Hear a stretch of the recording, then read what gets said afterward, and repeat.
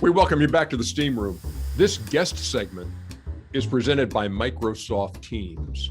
I mean, Chuckster. It does not get any bigger. This is the last podcast of the year. And we said, hey, let's go out with a bang. And this is, I can't say special guest enough. The only requirement we have of this special guest is that when you're in the Steam Room, you keep your towel on. Coach Mike Krzyzewski joins us here on the Steam Room. Wow, Coach K, thanks a lot for making time. This is huge for us, man. Thank you. Well, it's an honor to be on. I brought 2 towels because I knew I might be getting double teamed here. So I got 2 of them, man. Outstanding. Outstanding. So now that you've made this announcement, Coach, that this is it, this coming season, how has life changed for you? How's your outlook changed? No, I'm really happy. I'm excited about the upcoming season. I wanted to coach one more year, but I didn't want to recruit and tell a lie to recruits, like that I'm going to be your coach. And then come April say, I'm not going to be your coach. And Duke was good enough to put together a succession plan, which I love the succession plan we have with John Shire taking over. He's been my associate head coach for 3 years. And I got all my former guys, Nolan Smith, Chris Carrawell. We're going to add Emil Jefferson to our staff as a director of player development. And, we just want to continue to be one of the outstanding programs. And then I'm going to stay on with the school as an ambassador to the university. I'm going to stay in my same office and try to help the university and our athletics program in whatever way I can. Coach, I love what you did, because when I was trying to decide when I was going to retire, I think you have to make the decision beforehand instead of wait. Because every year I told myself, I know you suck as a basketball player, but try to have one more good year and then retire on your own terms. And then I went like 3 years where I said, I'm not going to get better. So going into that summer, I said, hey guys, this is going to be my last year, regardless of how good or bad I play. And I thought it took a lot of stress off me, right? Because you had to be in your mind somewhere, not just now making this decision. It's something you had to be thinking about really for the last 3 or 4 years. Yeah, it has been. And I'm not leaving because of health. I'm 74. I'm in great health. I'm excited. I'm, about coaching. It wasn't because of COVID. A lot of people say, well, it was a horrible year, and they're right, but that's not the reason. And also the state of college basketball, which is in absolute turmoil right now. But I'm doing it because I'm going to be 75. I got 10 grandkids. My wife and I want to do other things, and I don't want to be out on the road recruiting and spending time like that. But I'm going to enjoy this year. What's the biggest source of that turmoil you talk about in college basketball? Well, I don't think the NCAA has ever adapted incrementally to the changes in the game, the changes in culture, society.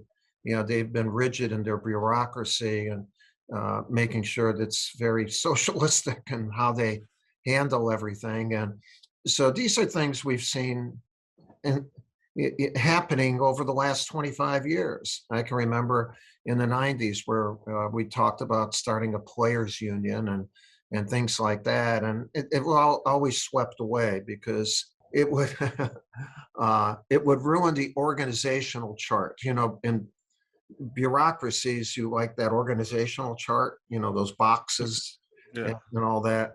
And our game is not a game like that. It's an entrepreneurial type of thing. It's a $1 billion business, and it needs to be run like a business where you can have pinpoint responsibility and be able to develop relationships with the NBA, with high school federations, whatever. You don't develop relationships with committees. You develop relationships with people.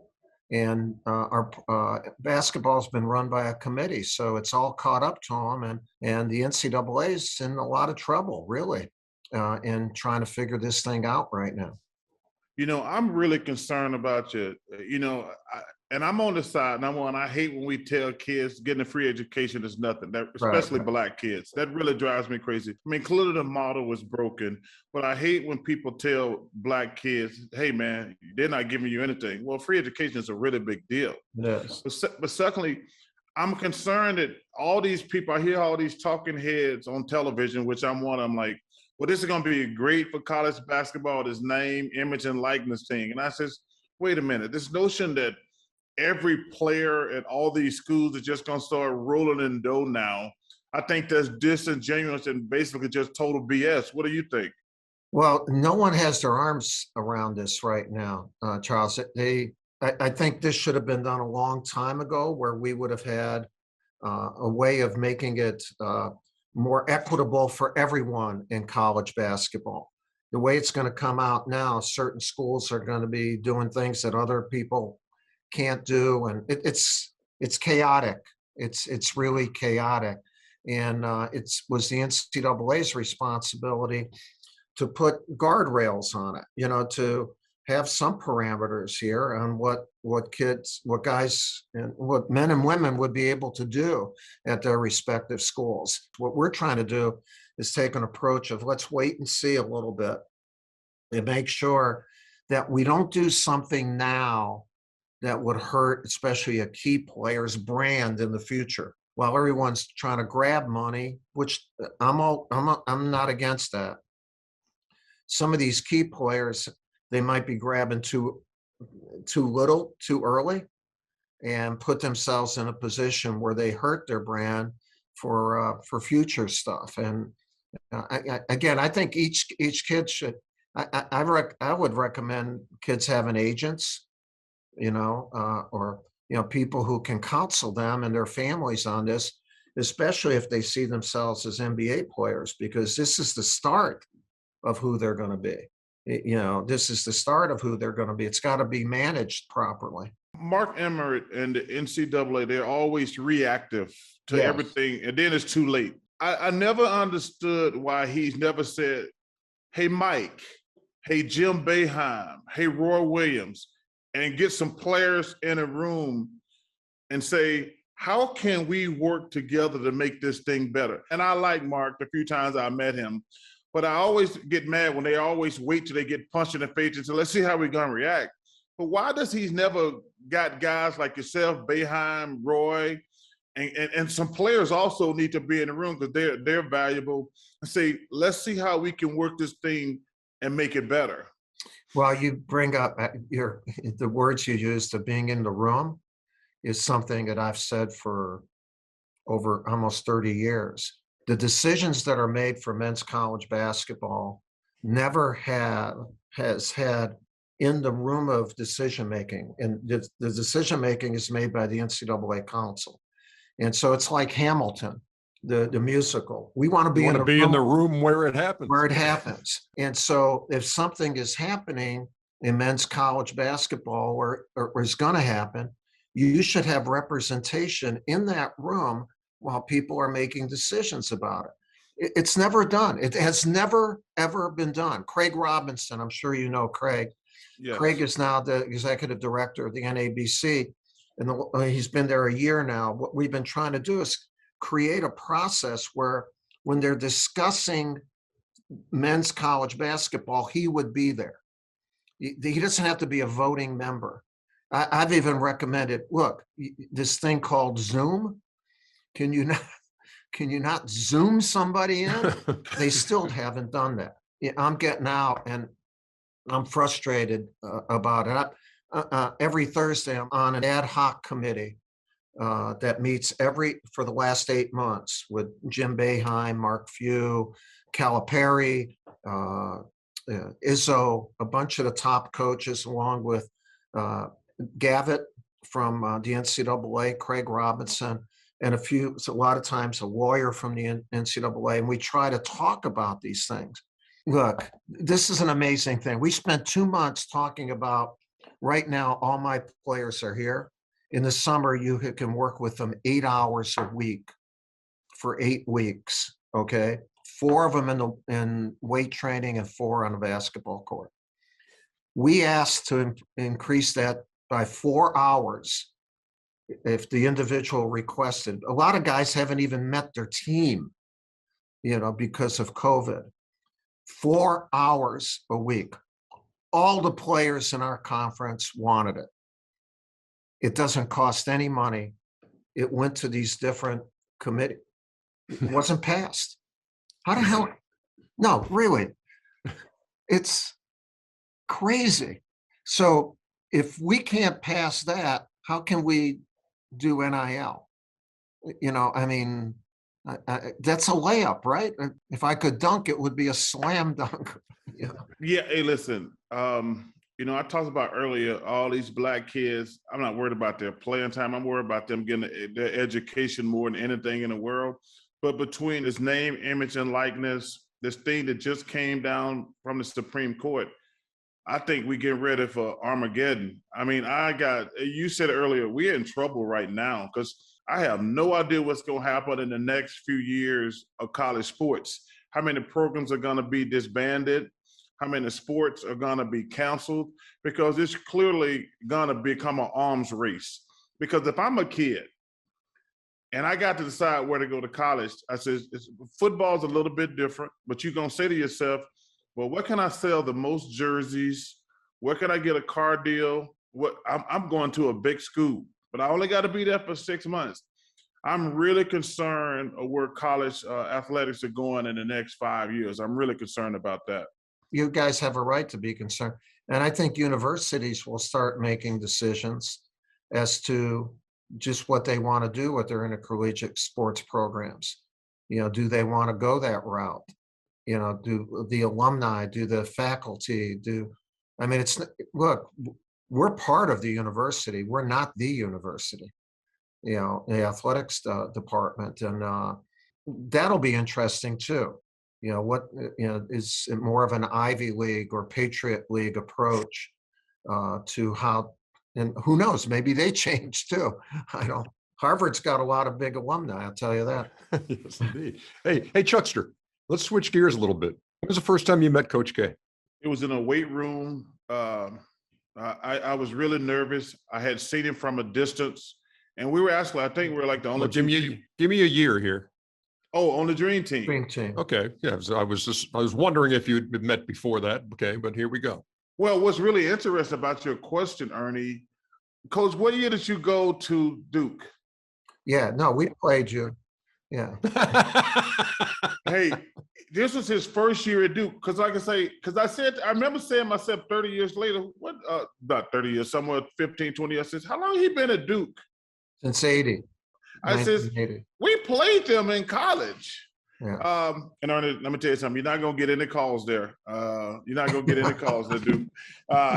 But Ernie, in fairness, I did not remember him on the sideline. It was at the beginning of his career, and then he'd had a bunch of success, obviously, and he was in the weight room, and I was in the weight room, and I said, man, I want to say hello, but I don't want to bother, because some people don't want to be bothered when they're in the gym. And we started talking, and it was awesome from that point forward. Coach, I got to tell this story. I love it when you preface a story that way, Chuckster. I can't wait for this. Hey, Ernie, yeah. The third towel's coming out. So, Ernie. Yes, Chuck. I've never been this scared in my life. So we're playing on the Dream Team.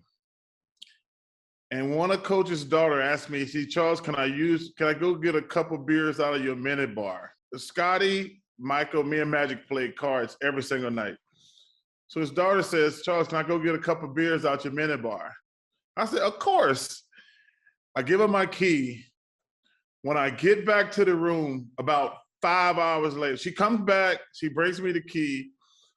I go to the room about 5 hours later. My mini bar is empty, Ernie. I said, oh, shit. I said, all my miniatures are gone.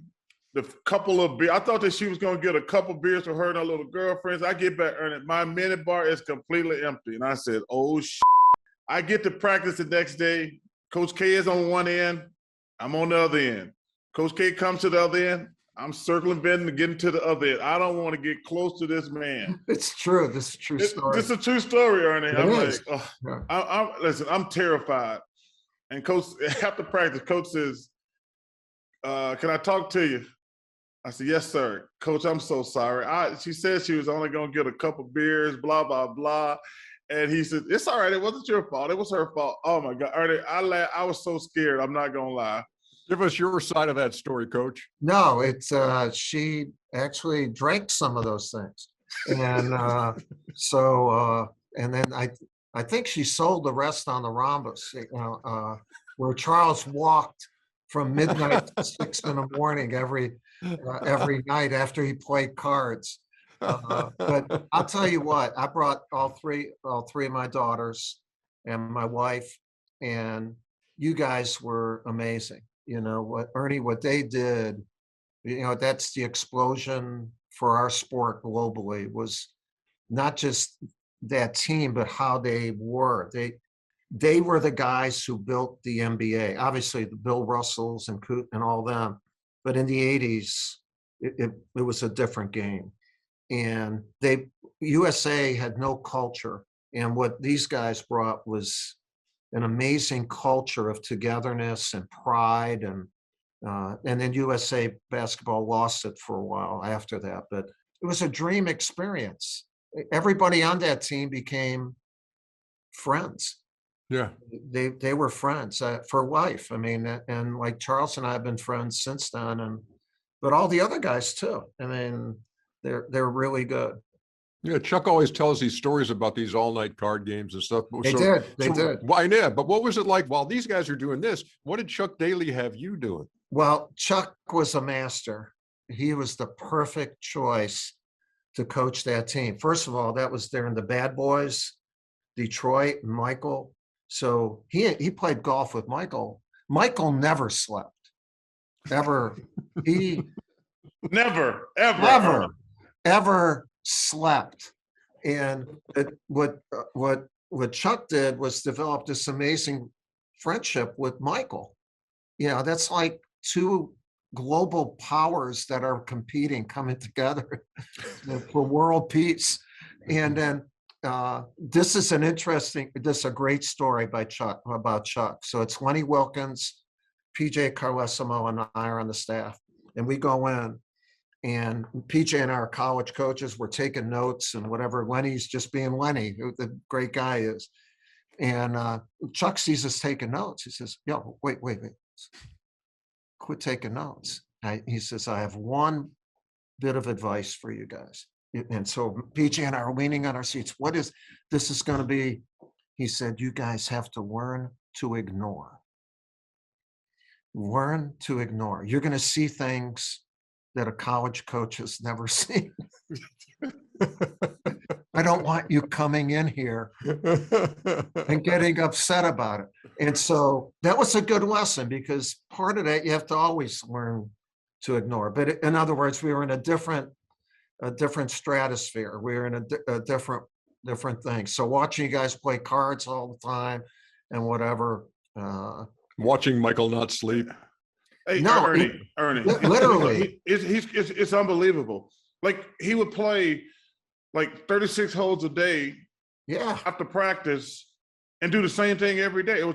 I've never seen a guy who never sleeps and play with that level. I tell the story.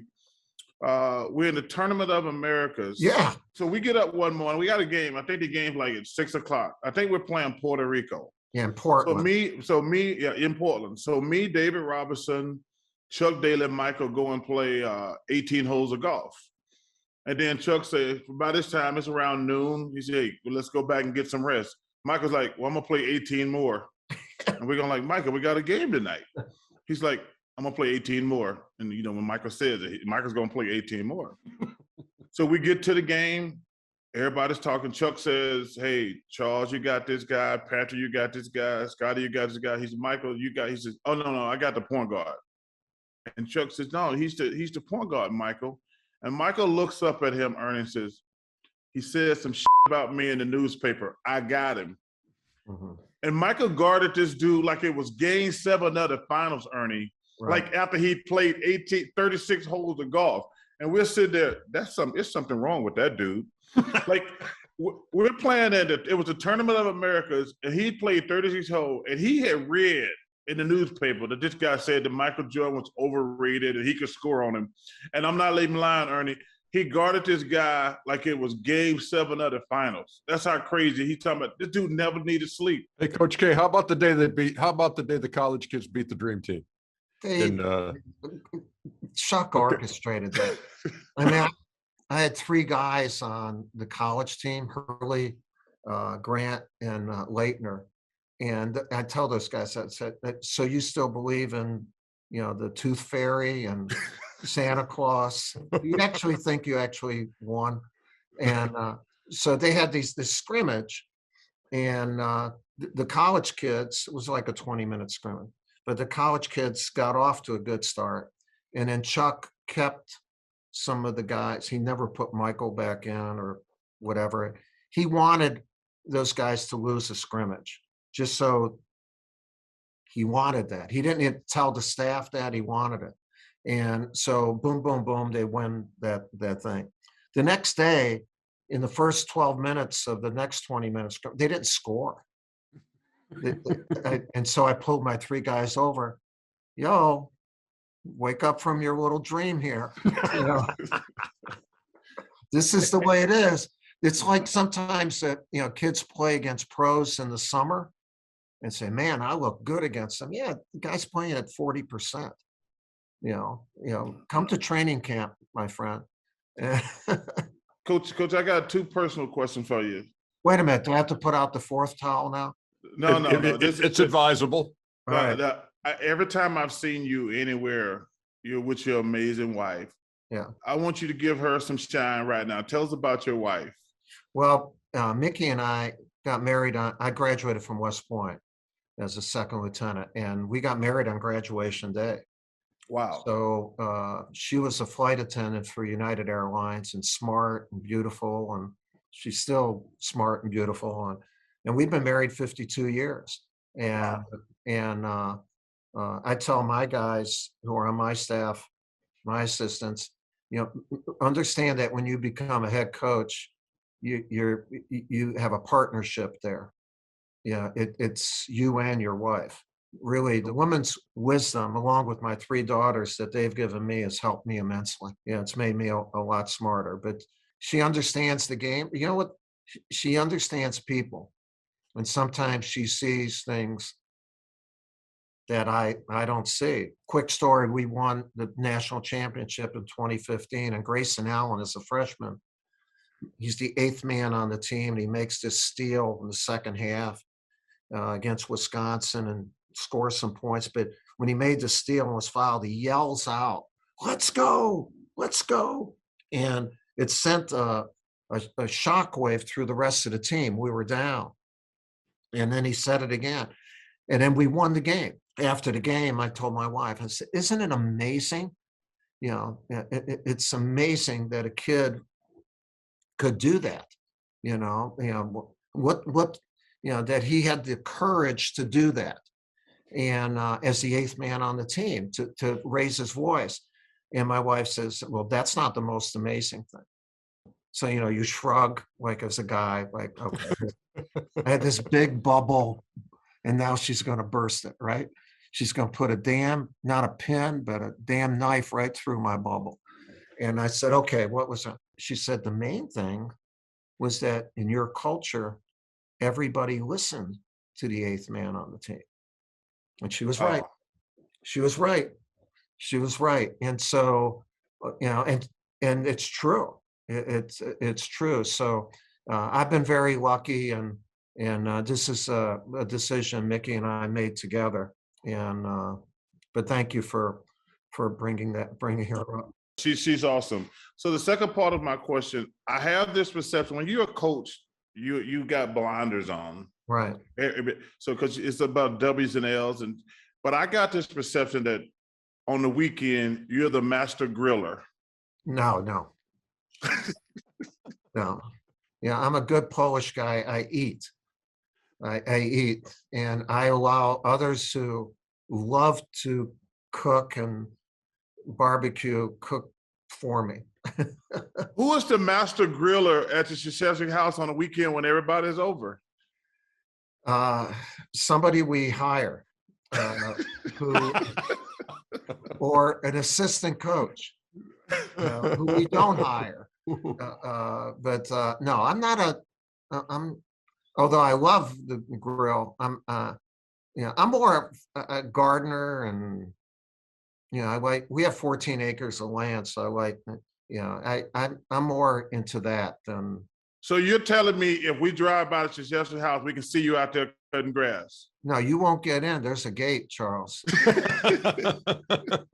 I'll give Ernie my passcode, but I've already got it. Thanks, Coach. yeah.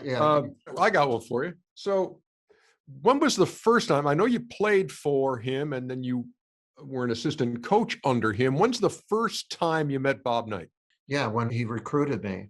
So he came to your house? Yes. Well, he came to my high school first, and then he came to my house. And my mom and dad were their parents were from from Krakow. They're first generation, and my mom only went to 8th grade, and my dad 2 years of high school. My mom was a cleaning lady, and the best person in my life. And when Coach Knight came in, I grew up in the inner city of Chicago. He came in, and I was a good player. I was an all-state player, and I was either going to go to Creighton or Wisconsin. And when he came in, my parents said, "You're going to West Point." Hmm. And they said, "That's where presidents go." I said, "You're Wow. great." I told and I was a smart ass kid, and I said, "There's no way I'm going." And I told Coach Knight eventually no. And for 2 weeks, we lived in a flat. It's like two-story building. We lived on one floor, and our relatives lived on another. And in the kitchen is where people talked. And my parents spoke Polish, and my brother and I, they didn't have us learn Polish because they didn't want us to have the dialect. There was a lot of ethnic discrimination when they were growing up. But they would talk every night in Polish. So pretend this is Polish. Da-da-da-da, da-da-da-da. And then they would say, "Stupid."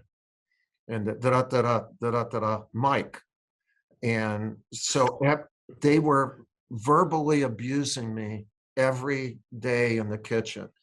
To finally, I came out and said, "Okay, I'll go." And I call it the best decision I never made. Yeah. I made it because I trusted my parents. Wow. And that is not alive and well right now, where kids ask the advice or parents have the courage to give the advice that kids need. If my parents didn't step up and do that, I think I would have been good. I would have been all right. But there's no way I would be where I'm at today without West Point. No way. There's absolutely no way.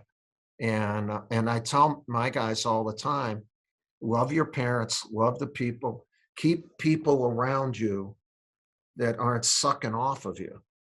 They're giving you stuff. And there are a lot of people want to suck off you, but my parents, they didn't want that. They just wanted me to be good. And they figured, look, if he goes there, whoever he's going to be really good. And they were right. They were right. And I try to run my program that way with my guys.